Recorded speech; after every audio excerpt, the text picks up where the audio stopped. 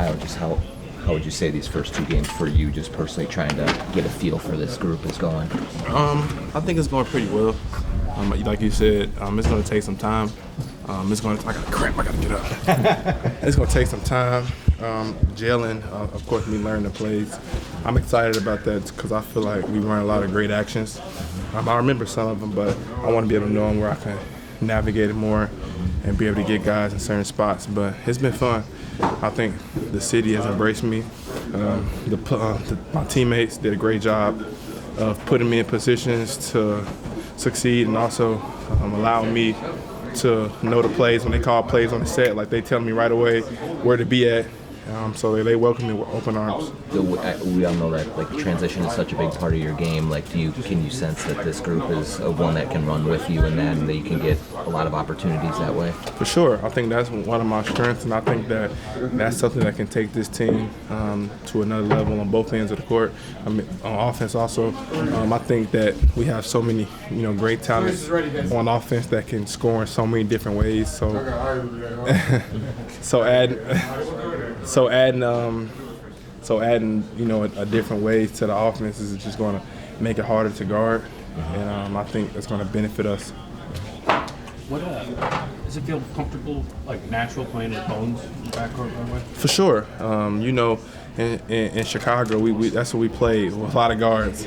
But you get to a certain point, in your basketball career where you adapt to be able to play with anybody. So I feel comfortable playing along with Bones, along Ant, along Dante. That's just how I was taught the game of basketball, to be able to go out and adapt to whoever's out. But Bones has been doing a great job of, one of those guys that's keeping me up to speed on the plays. Is that when you're coming off the bench and you're playing with so many different guys at different times, you kind of have to calculate that a little bit? Okay, who am I out here with? What does this group need? Or you just... No, you just playing. I mean, of course, at the end of the day, you want to have that in the back of your mind. Like, if I know I'm out there with Julius, I know he likes to get in the pocket. He likes to get early post-ups. If I'm playing with Ant, I know he likes to catch it and be able to get downhill to get to his isolations, whatever it may be. I know Nas likes to pop and shoot his threes. Rudy likes to roll and get his lob. So you know the personality of your teammates, but when you out there, you just playing. And you just playing and just not really overthinking and just trusting your basketball instinct. I also want to ask you, just, playing for the Bulls, you don't get to play in Target Center very often. Just what was kind of your first impressions of the crowd, fan base, arena? I was just telling the training staff that, the atmosphere here is amazing. It's right there. It's right there with Chicago. I didn't understand how loud it got early. When we play here, I know around the third quarter, fourth quarter, it got real loud here. But Nah. We beat y'all last.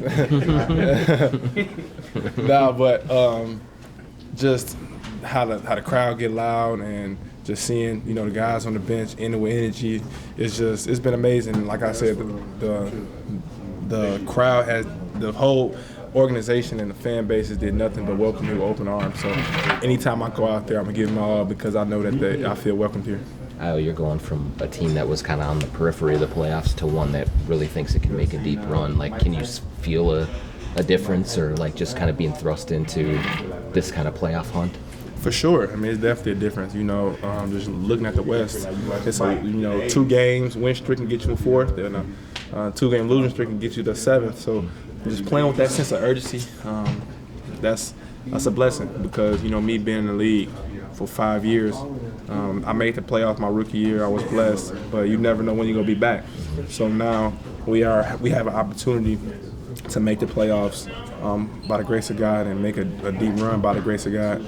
So I'm not taking that for granted, and that gives me a different sense of urgency because that's something I have not had the last 4 years, and I want to be labeled as a guy who played in the playoffs, a guy who's a winning player who does whatever it takes to help the team win. So now that I have the opportunity, I won't take it for granted. I'm going to go out there and give it my all each and every night because I know that this isn't something that everyone gets. So I'm just blessed to be here.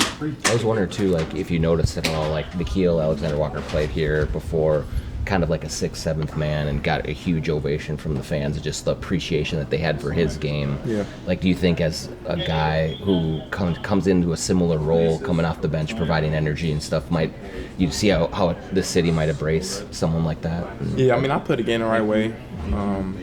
I give my hardest each and every game. So I think when you do that, I think any fan base will appreciate you. But one thing I can say about Minnesota fans is they are very much in tune with the basketball, with the team, with the city, and I must keep saying it, like they literally welcome me in with open arms. And when you do that, and when you're a player like me who give it your all each and every night, you know the only way you can pay back the fans is by going out there doing it on a night in, night basis. You know, you can't control making shots, you can control your effort, you can control playing hard, and that's just what I'm hanging my hat on. Just kind of how much of, like, when they're teaching you, like, concepts and you're running through stuff with Pablo practice the other day, how much of that kind of sticks and how much of it is just going to have to be repetition for sure before you really learn it? It's like, it's like studying for a test night before.